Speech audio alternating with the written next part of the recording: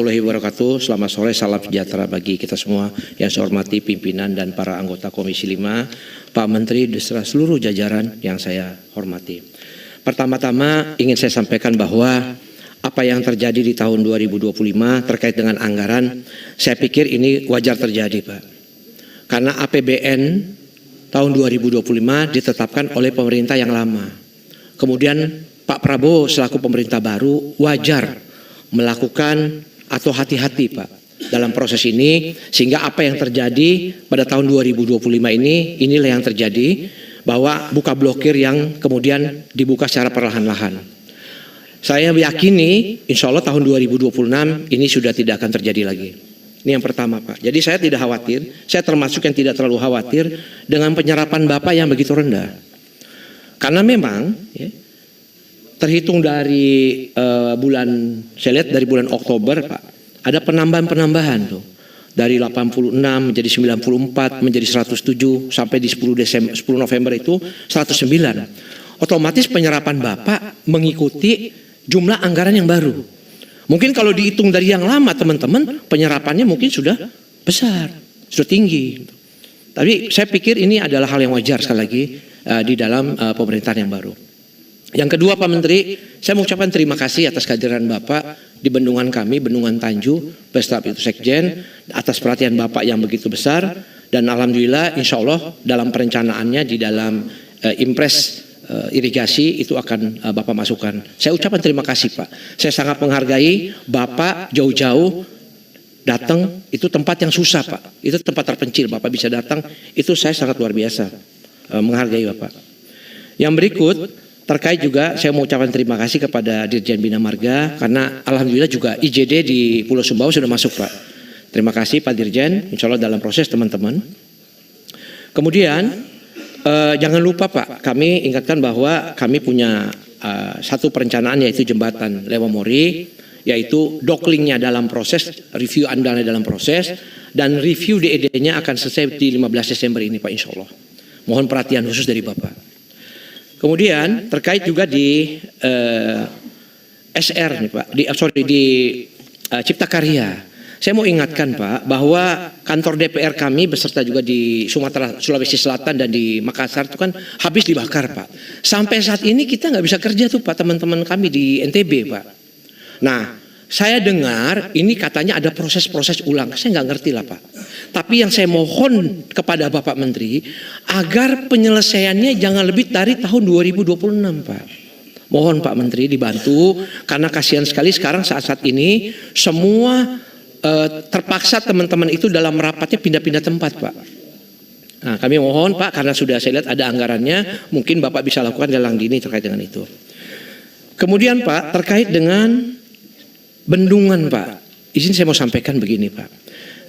Bendungan ini, Pak, banyak dibangun di zaman Pak Jokowi, Pak. Tapi hampir semua bendungan yang dibangun di era Pak Jokowi itu nggak habis dipakai sampai sekarang, Pak. Nggak fungsi, Pak. Nggak ada jaringan irigasinya. Saya izin bukan menyalahkan Pak Menteri atau Pak Dirjen baru, Pak. Jangan, Pak. Ini cerita lama, Pak. Semua perencanaan. Contoh, Pak, di Bendungan Tanju yang Bapak datangi itu, Pak. Bapak bayangkan kita keluar duit 1, sekian triliun, Pak. Ada 2 bendungan, Pak. Sampai sekarang nggak bisa dipakai. Dan tanahnya bermasalah. Betul kata Pak Dirjen. Saya begitu datang, Pak, langsung, Pak, ditumpukin sertifikat sama masyarakat. Saya datang sama PLT Direktur Irigasi. Pak Yos, mana Pak Yos? Saya datang sama beliau, Pak. Nah, menurut saya, Pak, menurut pandangan saya, rejim yang lama itu jahat. Loh, dia bangun itu kan urusan proyek, Pak, itu, Pak. Pendekatannya pendekatan proyek, Pak. Dia nggak peduli itu barang nggak bisa dipakai.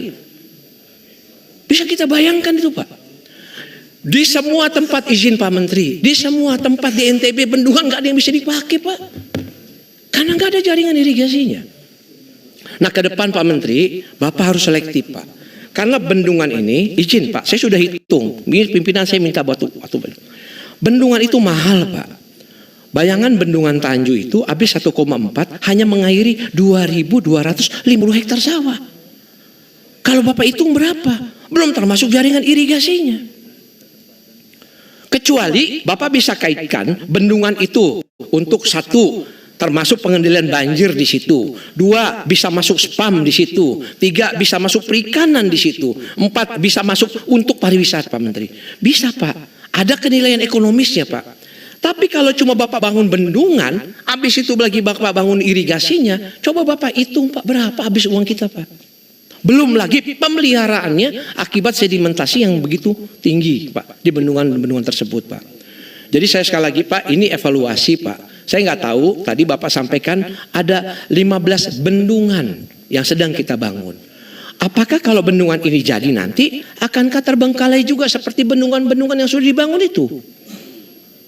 Nah ini jadi pertanyaan, Pak. Saya yakin Bapak kayaknya lebih sigap dalam proses-proses bekerja dan perencanaan ini ke depan, Pak. Terakhir, Pak, saya bicara prasarana strategis.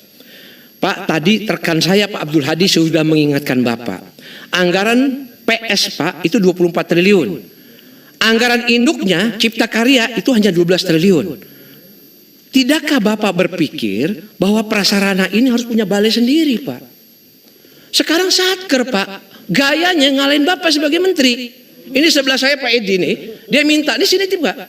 Dia bilang tolong ganti Satker PS yang di Jambi. Pak Muklis di Lampung, Pak. Ini ngomong, Pak, ngomong ke saya, Pak. Titip jawab, titip omongan. Bapak ganti itu, Pak. Termasuk yang di NTB Bapak ganti itu. Pak, mengelola 24 triliun, Pak. Bapak bandingkan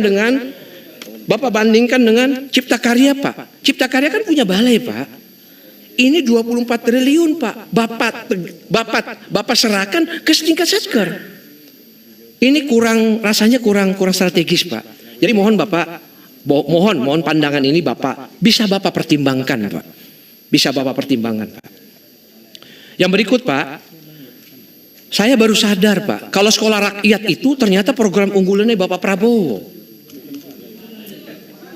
Saya baru sadar, Bang. Saya sampaikan itu. Saya pikir itu cuma koperasi, MBG, bendungan jaringan irigasi. Ternyata SR ini, Pak, ini programnya presiden strategis dan ada di sarana strategis. Pertanyaan saya, tahun 2026 di mana aja, Pak? Berapa buat NTB, Pak? Itu pertama. Pak Mori bisa dipersingkat. Iya, Pak. Izin satu lagi, Pak. Soalnya ada hal baru, Pak. Tadi belum disinggung sama semua. 2 menit, Pak. Izin. Saya mohon itu, Pak. Saya mencatat, Pak Menteri, dan saya tidak menyalahkan Bapak bahwa di beberapa tempat SR ini gagal tender. Saya mau menyatakan bahwa kenapa ini gagal, ini wajar, ini barang baru.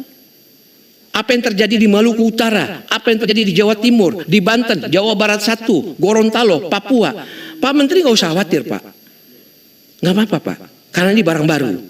Bapak harus memahami bahwa ini visinya Pak Presiden. Bapak harus kawal benar. Mendingan Bapak gagalin tender daripada ini kacau nih, Pak, dalam pelaksanaannya. Karena ini menyangkut uang negara. Terakhir, Pak, terakhir. Saya agak heran, Pak Ketua, nggak disinggung sama teman-teman lain. Kok ini PS bangun SPPG, Pak? Nilainya nggak main-main, Pak Ketua, 1,97 triliun tahun 2026 untuk 220 tempat. 222 tempat. Kalau saya hitung, satu tempatnya sekitar 8,5 miliar, Pak. Pertanyaan saya sama Bapak, bukankah kalau dapur-dapur itu dibikin secara mandiri oleh orang-orang yang memang mau berpartisipasi?